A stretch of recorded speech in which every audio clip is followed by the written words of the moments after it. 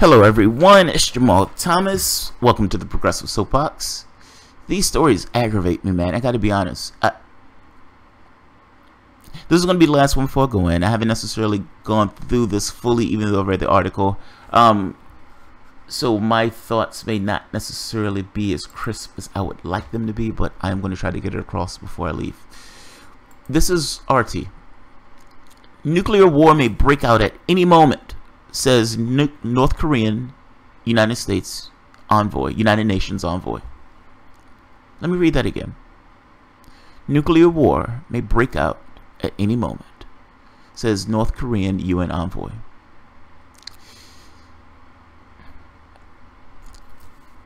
There's some positions that people end up in where they bump heads. And it's not because they're doing bad things. It's not because they were working at some negative end, or even necessarily working without integrity. Sometimes they just bump heads in ways that creates conflict. And then you have other situations where people are working to bad ends. Both actors, to some degree, working towards bad ends. Both actors not necessarily having the tools to de-escalate, because de-escalation is seen as being a weakness. That's an amazing thing, man. This issue with North Korea is not intractable. It's intractable based upon the rule set that these guys are using to propagate themselves. But it's not intractable. Understand there's a difference in those things. Let's read the story, and I'm going to make a point as I read the story. And I'm going to go through this pretty quickly, so I may not necessarily take comments. No offense is meant by that. North Korea's deputy UN ambassador has warned the UN General Assembly that crisis on the North Korean peninsula has reached the touch and go point, and that a nuclear war may break out at any moment. We're having this conversation about a nuclear war. Oh, I can't pronounce the name. Kim Il-ryong said North Korea is the only country in the world subjected to such an extreme and direct nuclear threat by the United States, AP reports. Iran can make a case. He accused Washington of hatching a secret operation aimed at the removal of our supreme leadership and defended his country's nuclear arsenal at the heart of the crisis as being for self-defense. Secret operation aimed at the removal of our supreme leadership. Considering that that sounds paranoid, but just because somebody's paranoid doesn't necessarily mean that somebody else is not necessarily out to get them. Has the United States, in other cases, funded operations to get rid of people in countries that they don't necessarily like? That answer, of course, is yes. Was the United States putting in terrorists to undermine the Syrian government? That answer is yes. Now, Bashar al-Assad could have came out and said, they have a secret operation aimed at the removal of our... He would have said the exact same thing, and he would have been telling the truth. So I can't discount that on its face. That may actually be true. The interesting part to the statement, though, is the very end. And defended his country's nuclear arsenal at the heart of the crisis as being for self-defense. Of course. You've heard me make this argument multiple times that the reason why they have this bomb is not necessarily separate and distinct from anything else that's going on in the world. They have this bomb for the ideas of self-defense. Understand the context. We often completely bypass the context. We had a war with North Korea. Yes, we did. There was actually a war with North Korea. We killed 20% of the population of North Korea in that war. That war is still going on. The United States still has troops on the border of North Korea. The United States and South Korea have military drills yearly, I believe it's yearly, where they mock invading North Korea. Now, if you know what the United States has done in one country after the next in the Middle East, just bombing without constitutional justification to do so, Congress has completely abdicated its ability, allowing the president to essentially be a king and going one country after the next, bombing and killing civilians. If you know that the United States is trying to get rid of the nuclear deal with Iran, Trump's decertified the nuclear deal, and no pretext, just decertified. He didn't like it. I don't like it. Decertified it. If you can't trust the United States as an honest actor, and you know that the United States has gone through and done bad things around the world, attacking other nations, and the rest of the world has just stood by and did nothing, What are you going to do? If you're North Korea and you know you're on the United States shit list, having a nuclear bomb, it makes all the sense in the world. I'm sorry, it makes all the sense in the world. They can categorize this guy as nuts. They can categorize this guy as crazy. They can paint him any way they want. He's a human being. And as a human being, he seeks, like other people in power, to retain his status, retain his power.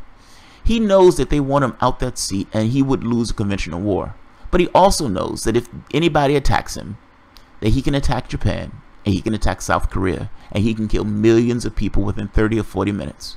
And so he full well understands that the thing that keeps him safe, to some measure, is having a nuclear weapon that deters the United States from acting against his interests. I'm not saying North Korea is a fucking awesome country. It's not. He's an insane... Well, I'm not going to say he's insane, but he's a horrible human being. What takes place in North Korea is fucking insanity. So this is not this thing of, I think Kim Jong-un is fucking awesome. That's off the table. No, I don't. But it doesn't necessarily mean that the people who are going after him are angels. Both people can be grimy. Both people can be doing bad things. It doesn't necessarily mean that everything comes out of his mouth is wrong.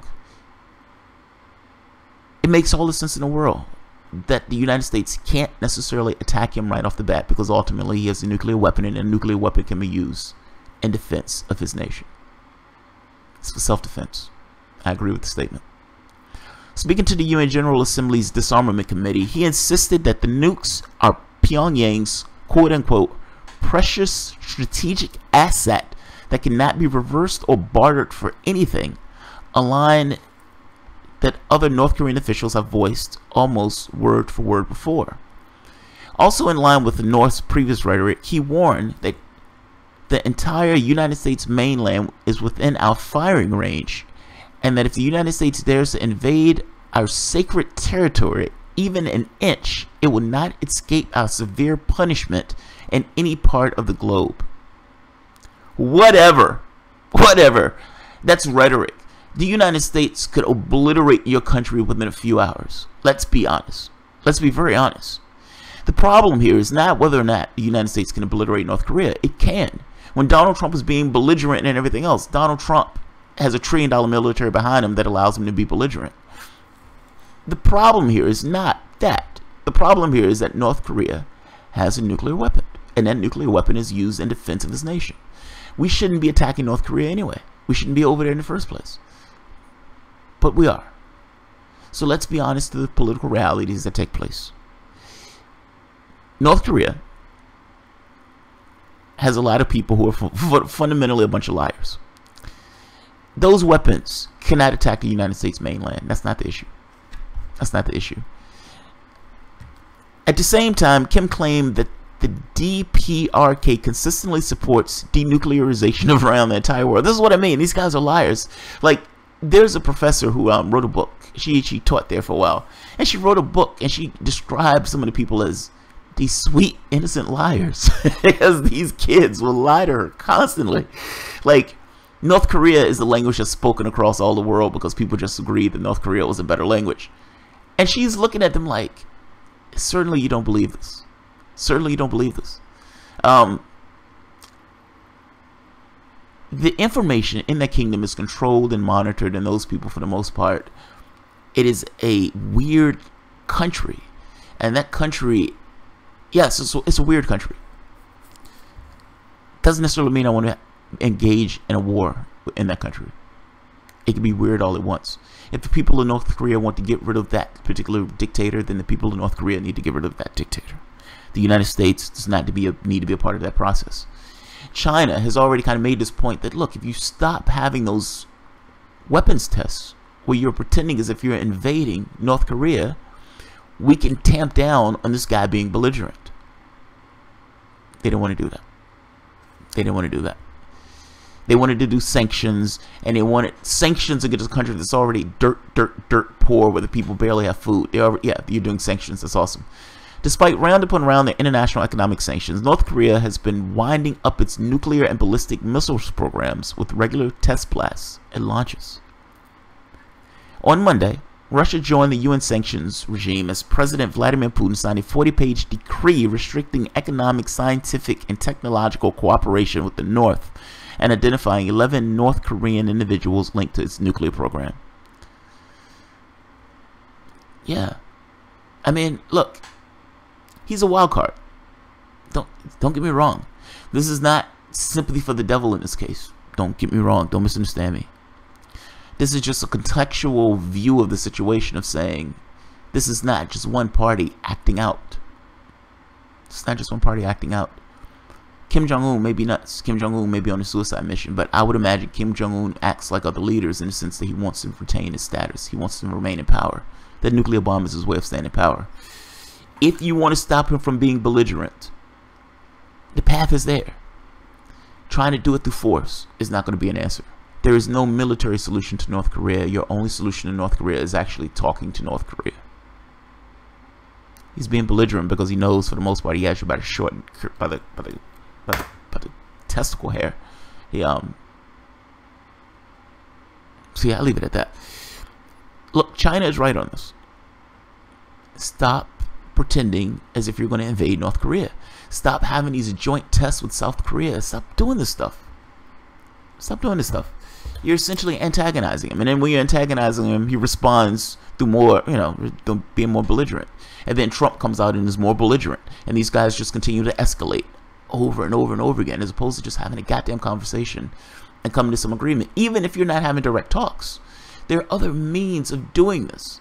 Pretending as if North Korea is just completely insane is not the path to a solution. I agree with these guys when they say nuclear war may break out at any moment. This is kind of why I'm doing this story. This thing of kind of making this thing of seeing it from the other person's perspective for once. What did the Vietnamese think of the United States when they invaded Vietnam? What is the perspective of North Korea in this context? And do they have a point in the way that they're behaving? That's all I'm getting at. I'm not saying they're right. I'm just asking, do they have a point? Is there a larger context that's taking place? And are there solutions to this particular issue that don't necessarily involve blowing shit up?